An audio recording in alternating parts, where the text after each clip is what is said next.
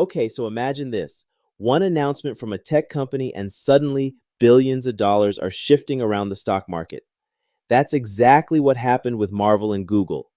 And it's not just about the money, it's about how this deal could reshape the entire semiconductor industry. Let's dive in. Welcome to DeActa Daily Digest. I'm Joseph. And I'm Juniper. Here are today's top stories. First up, Marvel Technologies stock surged 13% after announcing a $12.18 billion warrant deal with Google.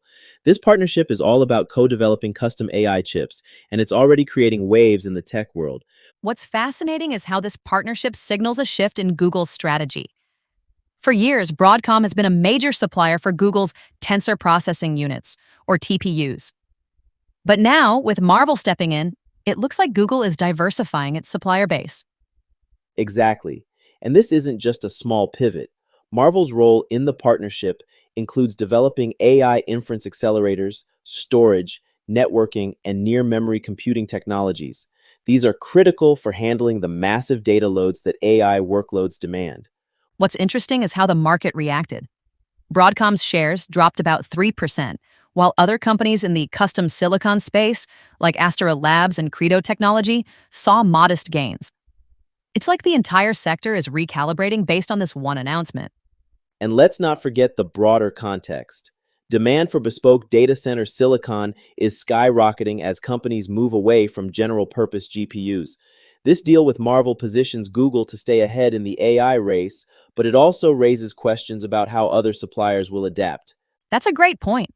Broadcom, for instance, still has a long-term agreement with Google through 2031.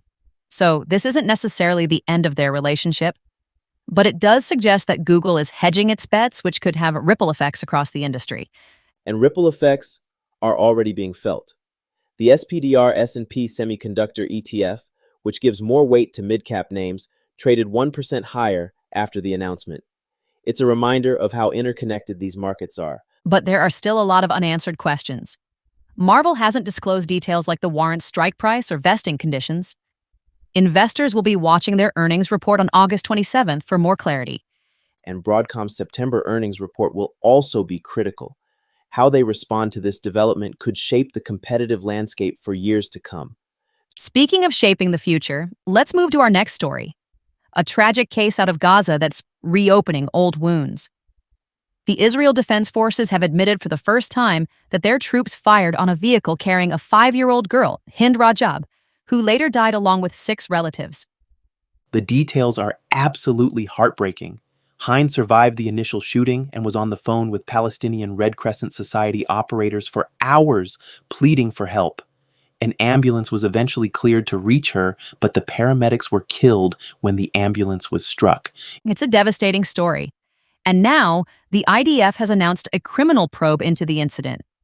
They're also investigating a separate case in Rafah, where 15 Palestinians, including medics, and a UN worker were killed.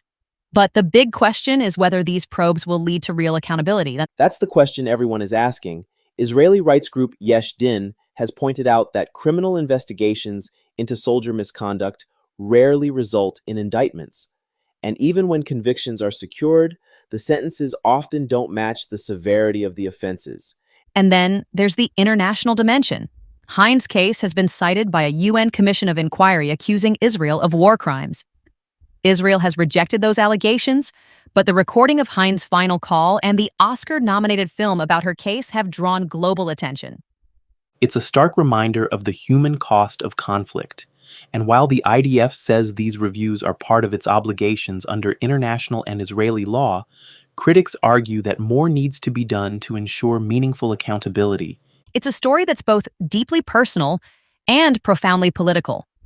And it's not just about the past, it's about what kind of precedent these investigations set for the future. Speaking of the future, let's turn to our final story. The FIFA U20 Women's World Cup in Poland. This tournament should be a celebration of emerging talent, but it's happening against the backdrop of a larger dispute over FIFA's governance and commercial strategy. At the center of the controversy is Gianni Infantino's abandoned FIFA Forward Enterprise proposal. This plan would have sold stakes in future World Cups to private investors, but it faced immediate resistance and was ultimately shelved. Still, the debate over revenue allocation has largely sidelined women's and youth competitions. That's what's so frustrating. Events like the U20 Women's World Cup are crucial for developing the next generation of talent. Despite the governance issues, preparations for the tournament are moving forward. Teams are finalizing their rosters, and host cities in Poland are gearing up to welcome participants. But it's not without challenges. The tournament falls outside an official FIFA international window, so clubs aren't required to release players. That's making roster selection tricky, especially for countries with many professionals among their eligible players. Take the U.S. team, for example. Head coach Vicky Jepsen has a pool of talented prospects, but not all of them may be available. She's been advocating for a more player-centered approach, asking athletes whether they want to represent their country and respecting their choices. It's a long-standing tension between club and country. Clubs are often reluctant to release players for events outside FIFA dates, especially during critical parts of their seasons. But Youth World Cups have historically been important for player development. Many senior national team stars got their start in these tournaments.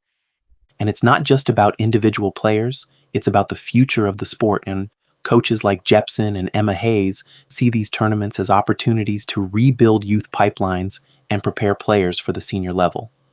The US U20s have had a strong preparation cycle with wins over France and competitive matches against England and Colombia. They're in a tough group with Japan, Italy, and New Zealand, but this tournament could be a defining moment for these young players. It's a reminder of why these events matter, even amid larger controversies. They're about more than just the games. They're about shaping the future of the sport and giving young athletes a platform to shine. Exactly. Whether it's tech innovation, accountability and conflict, or the development of young talent, these stories all highlight the importance of looking ahead while learning from the past. Well said.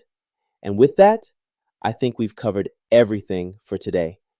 Until next time. Until next time.